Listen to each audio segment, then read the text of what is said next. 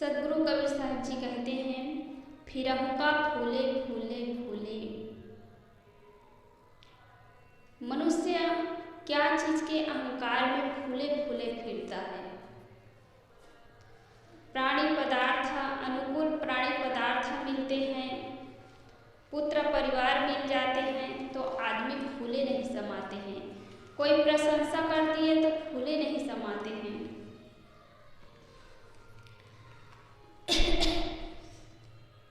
मनुष्य तन को पाकर के भजन भक्ति सत्संग में मन नहीं लगाता है, संसार के मोह माया में पड़ा रहता है। और ये मिले हुए जो चीज है, प्राणी है, पदार्थ है, वह एक दिन सब छूट जाएगा। तो आदमी इसका अहंकार करता है कि हमसे कभी अलग होगा ही नहीं, हमसे कभी बिछुड़ेगा ही नहीं। तो कितने भी प्रिय से प्रिय हो, चाहे प्राणी हो चाहे पदार्थ हो, सब एक दिन छूट जाएगा। आदमी जीवन भर बटोर करके रखता है इसलिए कि ये हमारा काम आएगा, हमारे परिवार का काम आएगा, लेकिन खुद का भी काम नहीं आता है। आप लोग जानते ही हैं, अभी 3-4 साल पहले की बात है, कितने लोग जोड़ जोड़ करके रुपये को रखे थे, जमा करके रखे थे, घर में जमा करके रखे थे। कोई कहीं जब नोट बंद हुआ तब लोग क्या किए, कोई पानी में बहा दिए, कोई आग में डाल दिए और कितने रुपये सब बर्बाद हुआ। कितने लोग जोड़ जोड़ करके कभी दान देना नहीं सीखे नहीं, अच्छे काम में कभी रुपये पैसे को खर्च किए नहीं, उसका सदुपयोग नहीं किया, सब एक दिन छूट जाता है। लेकिन आदमी सोचता है कि हमसे कभी अलग नहीं होगा, हमसे कभी छूटेगा नहीं, और इसीलिए अहंकार में घूमता है, इतना अकड़ होता है। 2 दिन की जवानी है, लेकिन आदमी इतना अकड़ करके चलता है कि सीधे मुंह किसी से बात भी नहीं करना चाहते हैं कि हमारे पास इतने धन है, हम इतने रूपवान हैं, गुणवान हैं, धनवान हैं। धन का कितना अहंकार होता है, पद का अहंकार होता है। एक राजा था, राजा की 7 बेटियां थीं। एक दिन राजा ने 7 बेटियों को बिठा करके पूछने लगे कि बेटी, तुम एक एक करके पूछने लगे, सबका विचार जानना चाहा कि मेरे प्रति इन लोगों का क्या भाव है। तो एक 6 बेटी जो है कहने लगी कि पिताजी,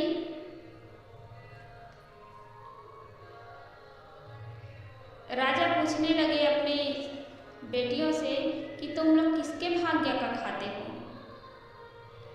तो 6 बेटियों ने बताई कि पिताजी, हम आपके भाग्य का खाते हैं, आप हमारे पालनहार हैं। एक जो सबसे छोटी बेटी थी वह कहती है कि पिताजी, मैं अपने भाग्य का खाती हूँ, मेरे भाग्य में जो है मुझे मिल रहा है। तो राजा को बड़ा गुस्सा आया, छोटी बेटी के लिए बहुत गुस्सा हो गई। और जब 7 बेटी की शादी किए तो 6 बेटियां जो कही कि पिताजी हम आपके भाग्य का खाते हैं, तो उन लोगों की शादी राजाओं के साथ किए, राजमहल में किए। लेकिन सबसे छोटी बेटी जो थी कही कि पिताजी मैं अपने भाग्य का खाती हूँ, तो उसकी शादी जंगल के जो नकलहाड़ा था, लकड़ी काटता था, जंगल में रहता था, फटा पुराना कपड़ा पहना हुआ था, उसकी शादी वही नकलहाड़ा के साथ किए। तो छोटी वाली जो उनकी बेटी थी वह सहज रूप से स्वीकार कर लेती है, खुश हो जाती है, प्रसन्न हो जाती है कि पिताजी शादी किए हैं मेरी इनके साथ। तो कुछ बोले नहीं, चुपचाप चली गई। बीमार भी पड़ा रहता था, उनके पति तो कमा करके उनके लिए दूध लाती थी, व्यवस्था करती थी। जब दूध खरीद करके लाती थी तो आधा दूध अपने पति को पिलाती थी और आधा दूध वहीं पास में नाग नागिन रहते थे, नाग नागिन का जगह वही जंगल में, तो नाग नागिन को आधा दूध दे देती थी। तो समय बीता, उनके पति भी स्वस्थ हो गए और नाग नागिन खुश हुए, तो अपने मणि निकाल करके लड़की को दे देती है कि बेटी इसको तुम रख लो, तुम्हारा काम आएगा। रख लेती है। जब नाग नागिन का अंत समय आया तो उनके पास बहुत धन संपत्ति सबको दे दिए। या तो एक कहानी है, समझाने के लिए है। नाग नागिन वैसा कर नहीं सकती है, कर नहीं सकते हैं, कहाँ बात करेगी, उनके पास धन संपत्ति। तो नाग नागिन भी एक मनुष्य है। वो नाग जाति के जो मनुष्य होते हैं, तो लड़की के पास बहुत धन संपत्ति हो गई, तो जंगल में ही बहुत बड़ा राज भवन बनवाया और सबको आमंत्रित किए, भोजन भंडारा हुआ। तो भोजन भंडारे में उनके बूढ़े पिताजी आए थे और उनकी 6 बहन जो उनसे बड़ी बड़ी थी, देखती है घूम करके कि कितने दूर दूर से लोग आए हैं, घूम करके देखती है भोजन भंडारा हो रहा था। तो एक किनारे में उनके पिताजी बैठे थे, उनकी 6 बहन भी बैठी थी। तो देखा तो अपने पिताजी को पहचान लिए कि ये तो मेरे पिताजी हैं, ये मेरी बहन लोग हैं। और वो लोग भी पहचान गए।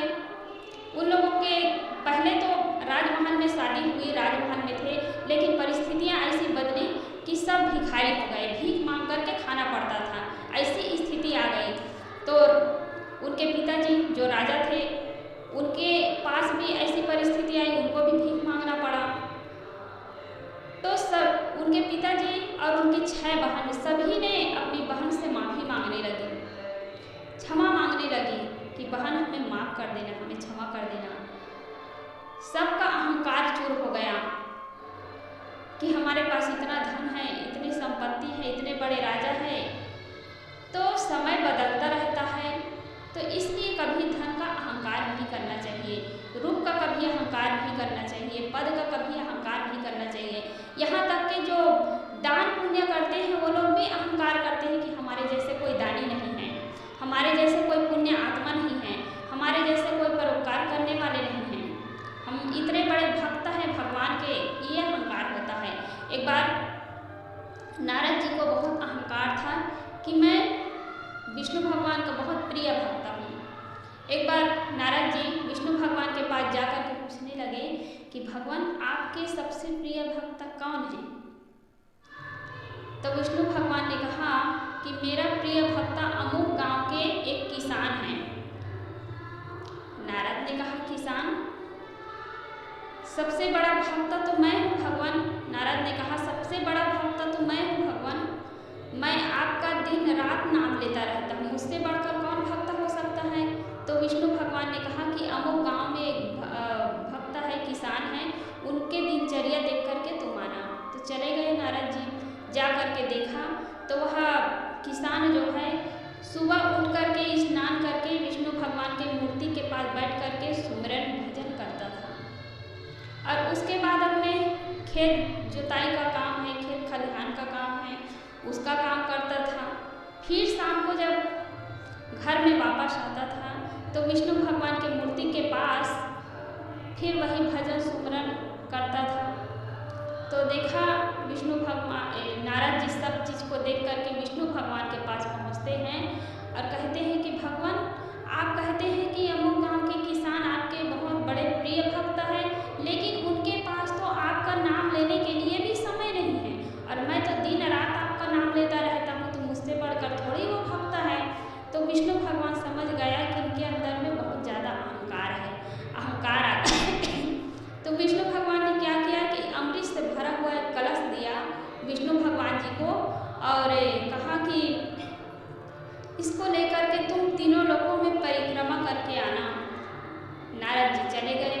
कुछ दिन बाद वापस लौटते हैं, तब विष्णु भगवान जी पूछते हैं कि नारद अमृत के कलश लेकर के तुम परिक्रमा करते समय कितने बार मेरा नाम लिए हो?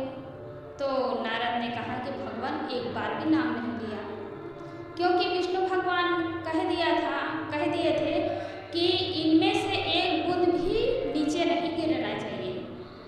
तो पूरा का पूरा ध्यान नारद जी का वही कलश पर था कि एक बूंद भी गिरने ना पाए। तब नारद ने कहा कि भगवान मैंने तो एक बार भी नाम नहीं लिया। विष्णु भगवान ने कहा अच्छा तुम एक बार भी नाम नहीं लिए हो, लेकिन वो जो किसान है वह किसानी का काम करता है और साथ साथ मेरा नाम भी सुमरता रहता है। तन से काम और मन से राम, और तुम काम किए तो मेरा नाम एक बार भी नहीं लिए। तो नारद जी का जो अहंकार था वह चूर हो गया, लज्जित हो गया, कुछ बोल नहीं पाया। तो इस प्रकार लोग अच्छे काम करते तो हैं लेकिन उनके मन में अहंकार आ जाता है, और अहंकार आ गया तो सफलता मिलने वाली नहीं है। त्याग का अहंकार होता है, भक्त होने का अहंकार होता है, रूप का अहंकार होता है, जवानी का अहंकार होता है। तो ये जो बिछुड़ने वाले हैं, छूटने वाले हैं, धन संपत्ति, इसको लेकर के आदमी फूले फूले ऐंठ करके घूमता है, जवानी के अहंकार में फूले फूले घूमता है। कहते हैं मन में सोच विचार बुलबुला पानी का, 2 दिन में मिट जाए नशा जवानी का। 2 दिन में ये जवानी चली जाएगी, लेकिन अहंकार आदमी को कितना होता है। स्वप्न की संपत्ति में न भूले, देख 2 दिन की माया में न भूले। इस स्वप्न के समान मिले हुए चीज है, तो इसका कभी अहंकार नहीं होना चाहिए कि हम इतने बड़े राजे हैं, महाराजे हैं, धनी हैं। इसका कभी अहंकार नहीं होना चाहिए। तो सदगुरु कहते हैं आगे, जब 10 मास ऊर्ध्वमुख होते 100 दिन काहे के खुले। जब तुम माँ के गर्भ में थे, उल्टा मुख लटका रहा 9-10 महीने तक, असहाय बेसहारा कितने दुख पाते रहे, और बाहर आने के बाद संसार के अनुकूल प्राणी पदार्थ मिलने के बाद तुम भूल गए वो दिन को। जब आदमी के पास दुख आता है तब भगवान का सुमरन करता है, और जैसे अनुकूल प्राणी पदार्थ मिले तो मोह माया में जकड़ जाता है, अपने पुत्र में परिवार जकड़ जाता है, भगवान का नाम भी भूल जाता है। तो आदमी के जीवन में जब दुख आता है तो नया रास्ता मिलता है, नया नया विचार आता है, कई प्रकार के प्रश्न उठता है। जब सुख मिलता है, जीवन में अनुकूल मिलता है, तब सब चीज़ को भूल जाता है, वो नया रास्ता। क्योंकि आदमी जब भटकता है तब रास्ता खोजता है, दुख जब मिलता है तो सुख की तलाश में लगता है, तो भगवान को भी भूल जाता है, भगवान का सुमरन भजन नहीं करता है। जब बुढ़ापा आ जाता है, शरीर जर्जर अवस्था में, हाथ पैर नहीं चलता है, और राम राम की जगह पर जब लाम लाम निकलता है, तब उसको भगवान की याद आती है। तो इसलिए अपने आप का ख्याल रखना चाहिए। सब चीज़ छूटने वाले हैं, मिलने वाले हैं, बिछुड़ने वाले हैं। साहेब आगे कहते हैं, जो माखी सहते नहीं बिहुरे, सोच सोच धन किन्हा, मुँह पीछे नेहु नेहु करे, सब भूतर हनी कस दिन्हा। जैसे मधुमक्खियाँ जो है अलग अलग फूलों पर बैठ करके, वनस्पतियों पर बैठ करके, वहाँ से रस खींच करके ला करके छत्ते में भरता है, और उसको कभी छोड़ना नहीं चाहता है, छोड़ करके अलग नहीं होना चाहते, क्योंकि मेहनत की कमाई है, और मेहनत करके जो किया है उसके लिए तो मोह होगा ही। लेकिन मधु निकालने वाला आता है और आग लगा देता है, उसमें धुआं देता है, लेकिन मधु मक्खियाँ जो है आग में झुलस करके मर जाता है। वही कितनी मक्खियाँ उड़ जाती हैं और कितनी मक्खियाँ जो है वही झुलस करके मर जाती हैं। मधु निकालने वाले मधु निकाल करके ले जाते हैं। तो ऐसे ही आदमी धन संपत्ति जोड़ता है, लेकिन परोपकार करना नहीं जानता है, दान करना नहीं जानता है, किसी जरूरतमंद की सेवा करना नहीं जानता है। धन है, संपत्ति है, लेकिन किसी गरीब के बच्चे पढ़ नहीं पा रहा है, उसके लिए भी वह खर्चा नहीं करता है। कोई भिखारी है, उसको भी नहीं देता है। कोई बूढ़ा व्यक्ति फटा पुराना कपड़ा पहना है, तो ये नहीं कि उसके लिए हम एक कपड़ा खरीद करके दे दिया जाए। तो ऐसे लोग अच्छे कामों में लगाता नहीं है, सदुपयोग करना नहीं जानता है। जब आदमी का शरीर छूट जाता है तो कितने कीमती कीमती वस्त्र ले जा करके आप उसको ओढ़ा देते हैं, रुपये देते हैं, धन संपत्ति देते हैं, समय देते हैं। जे आदमी के पास बैठने के लिए 2 मिनट भी समय नहीं है, वो आदमी का शरीर जब छूट जाता है तब वही समय निकाल करके आता है और अपने कंधे पर उठा करके शमशान घाट ले जाता है। तो इसलिए जब जी रहे हैं, जाग रहे हैं, तब उसकी सेवा करना चाहिए। ज़रूरत है तो रुपये पैसे धन दे देना चाहिए, और जो देखने वाले हैं, उपयोग करने वाले हैं, वह संसार से चला जाता है, तब खर्च करने से, समय देने से, धन देने से कोई फायदा नहीं होता है। और जब अपने हाथ में सब चीज़ है तब आदमी कुछ देना नहीं चाहता है। उसका परिणाम फिर बाद में क्या होता है, अपने लिए खर्चा करेगा ना दूसरे के लिए खर्चा करेगा। फिर क्या होता है, बाद में चोर डाकू लूट ले जाता है, कहीं आग लग गया तो कहीं और कुछ बर्बाद ऐसे कुछ हो जाता है, या मरने के बाद उनके परिवार के लोग धन संपत्ति को बांट लेते हैं, लड़ते हैं, झगड़ते हैं धन संपत्ति के लिए। यहाँ तक देखा जाता है किसी का शरीर छूट जाता है तो पहले धन का बंटवारा होता है, तब शमशान घाट में दफनाने के लिए ले जाता है। ऐसी ऐसी स्थिति आती है, ऐसे ऐसे दृश्य देखने को मिलता है। और आदमी इतने चालाक भी होते हैं, कई जगह हम लोग जाते हैं तो देखते हैं और सुनते भी हैं कि आदमी का शरीर जब छूट जाता है तो उनके जो नए नए कपड़े रखे हैं उसको ले जा कर के शमशान घाट पर जला दिया जाता है। जो उपयोग भी नहीं किए हैं, पहने नहीं हैं, एक बार भी नया नया अलमारी में पेटी में भर करके रखते हैं, उसको पूरा पूरा खाली कर देते हैं। तो कपड़ा है, धन है, संपत्ति है, उपयोग करने की चीज़ है, लेकिन आदमी छुआ मानता है।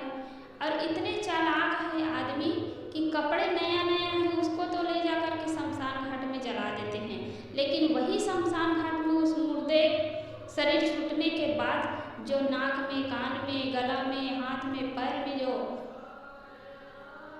पहना रहता है, वो गहना को ला करके घर में रखते हैं, उसको पहनते हैं, तो उसमें छुआ नहीं है। लेकिन जो कीमती कीमती नए नए वस्त्र है, उपयोग करने लायक है, पहनने लायक है, उसको शमशान घाट में ले जा करके जलाता है। तो इसमें समझ में आता है कि आदमी के रिश्ते किससे हैं। गहना जेवर के लिए छुआ नहीं है, लेकिन कपड़े के लिए छुआ है। हम ये नहीं कह रहे हैं कि गहने जेवर को नहीं लाना चाहिए, लाना चाहिए, लेकिन जो नए नए कपड़े हैं उसको जला करके राख कर देता है। किसी ज़रूरतमंद को दे सकते हैं, खुद पहन सकते हैं, वो उपयोग की चीज़ है तो उपयोग करना चाहिए। तो जब जी रहे, जाग रहे, तो धन संपत्ति के उपयोग होना चाहिए। सदगुरु कबीर साहब आगे कहते हैं, दे हरि लोबर नारी संग है, आगे संग सुहेला, मृतक थान लो संग खटोला, फिर पूरी हंस अकेला। यह जीव अकेला आता है और अकेले ही इस संसार से जाना होता है, कोई किसी के साथ में नहीं जाता है। जब शरीर छूटता है तब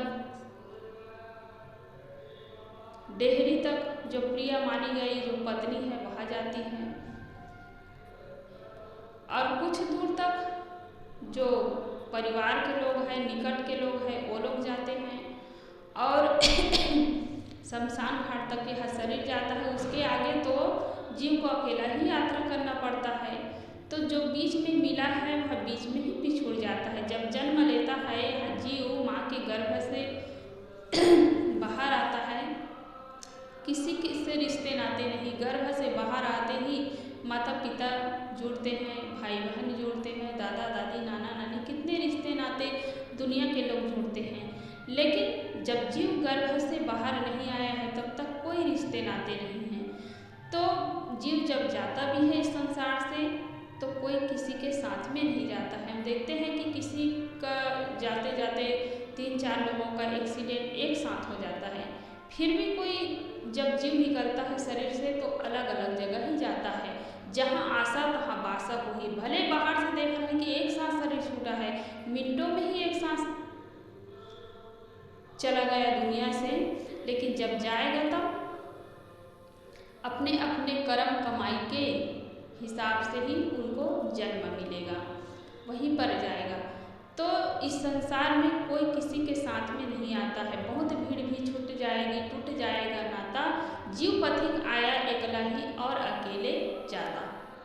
इस संसार में जीव को अकेले ही जाना पड़ेगा, अकेले ही आए हैं तो अकेले जाना ही पड़ेगा। इस जगती तल में जो जन्मा बैठा कौन यहाँ है, 100 के पहले वाले प्रायः कोई नहीं यहाँ है। 100 साल के पहले कौन यहाँ पर बैठा हुआ है। और आजकल तो खान पान के हिसाब से देखा जाए तो कोई 50 साल में, कोई 60 साल में, 70 साल में ही बूढ़े हो रहे हैं।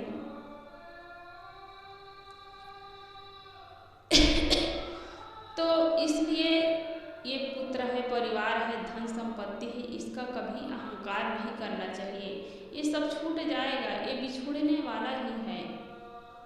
तो आदमी फूले फूले घूम रहे हैं, ये शरीर को अपना मान करके, परिवार को अपना मान करके, दुनिया को अपना मान के।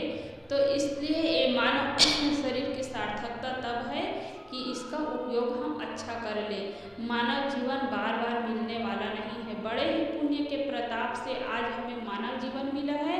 और सौभाग्य की बात तो और ये है कि हमें गुरुजन मिले हैं जीवन में। क्योंकि हम देखते हैं कि कितने लोगों को मनुष्य का तन मिला है, लेकिन उसके जीवन में गुरु नहीं मिले हैं, सद्गुरु नहीं मिले हैं। तो दर दर की ठोकरें खा रहे हैं, भटक रहे हैं। आज मिट्टी की पूजा कर रहे हैं, पत्थर की पूजा कर रहे हैं, सद्गुरु न मिलने के कारण।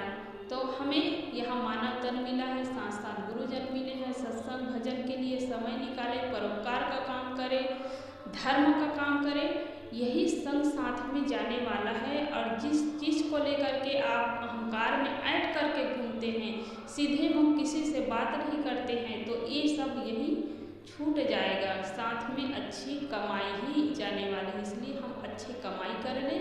अहंकार करने लायक कोई चीज़ नहीं।